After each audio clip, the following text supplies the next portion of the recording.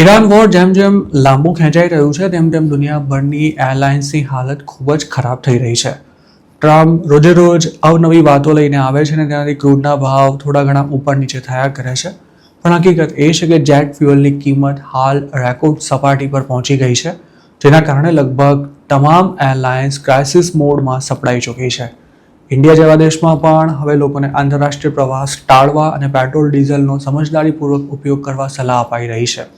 Jet ફ્યુઅલની કિંમતમાં થયેલા ધરખમ વધારા ઉપરાંત તેની શોર્ટેજ ઊભી થવાથી સેંકડો ફ્લાઇટ્સ રોજે રોજ કેન્સલ થઈ રહી છે અને આ સંખ્યા આગામી દિવસોમાં હજુ પણ વધશે તેવી પૂરી શક્યતા છે. એક્સપર્ટ્સનું માનીએ તો હવે આ ઇસ્યુ શોર્ટ ટર્મ નથી રહ્યો અને જલ્દી તેના ઉકેલાવાની પણ કોઈ શક્યતા નથી દેખાઈ રહી.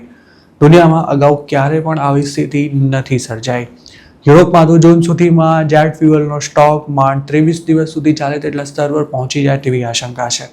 તેવી જ રીતે એશિયા, આફ્રિકા અને લેટિન અમેરિકાની હાલત પણ વત્તા ઓછા અંશે કંઈક આવી જ થઈ રહી છે. હાલમાં જેવા સમાચાર આવ્યા હતા કે એર ઇન્ડિયા ખર્ચા ઘટાડવાના ભાગરૂપે પોતાની સેંકડો ડોમેસ્ટિક અને ઇન્ટરનેશનલ ફ્લાઇટ્સ કેન્સલ કરી રહી છે.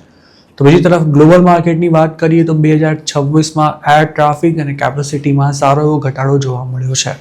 હાલ જેટ ફ્યુઅલના ભાવ જે સ્તરે પહોંચ્યા છે તેમાં કોઈ ખાસ ઘટાડો થવાના ચાન્સ ના બરાબર હોવાથી ચાલુ વર્ષમાં એરલાઇન્સને કોઈ રાહત મળે તેવી શક્યતા નથી દેખાઈ રહી. મે મહિનામાં જ દુનિયાભરમાં 13,000 જેટલી ફ્લાઇટ્સ ઈરાન વોરને કારણે કેન્સલ કરવામાં આવી છે, જેમાં મ્યુનિક અને ઇસ્તાંબુલ સૌથી વધુ પ્રભાવિત થનારા ડેસ્ટિનેશન્સ રહ્યા છે. આ કેન્સલેશનને કારણે 11 મેજર ગ્લોબલ માર્કેટ્સમાંથી 9.3 મિલિયન સીટ્સ ઓછી થઈ ચૂકી છે. જો હોર્મુઝની ખાડી આવતીકાલે પણ ખુલી જાય તોય આ સ્થિતિ સામાન્ય બનતા ઓગસ્ટ સુધી રાહ જોવી પડી શકે છે. અમેરિકામાં સમર વેકેશન સિઝનના ટાણે જ એરલાઇન્સના શેડ્યુલ અસ્તવ્યસ્ત થઈ જતા લોકો પણ પોતાનો પ્લાન યથાવત રાખવો કે પછી આ વર્ષે વિદેશ જવાનું પડતું મૂકવું તેને લઈને મૂંઝવણમાં મુકાયા છે. એક તરફ યુકેના ટ્રાવેલર્સે પોતાનો પ્લાન કન્ટિન્યુ રાખવા માટે જણાવાઈ રહ્યું છે તો બીજી તરફ યુરોપમાં એવિએશન સેક્ટરની હાલત કફોડી બની રહી છે, જેના કારણે ટ્રાવેલર્સ જે તે દેશમાં પહોંચ્યા બાદ ત્યાં જ ફસાઈ જાય તેવી શક્યતા પણ નકારી શકાય તેમ નથી.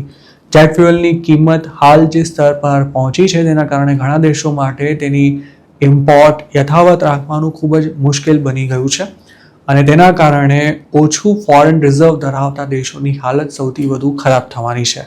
આ દેશોમાં થાઇલેન્ડ, ઓસ્ટ્રેલિયા, આફ્રિકા અને સાઉથ અમેરિકન કન્ટ્રીઝનો સમાવેશ થાય છે, કારણ કે તેઓ મોટાભાગનું જેટ ફ્યુઅલ ઇમ્પોર્ટ કરે છે.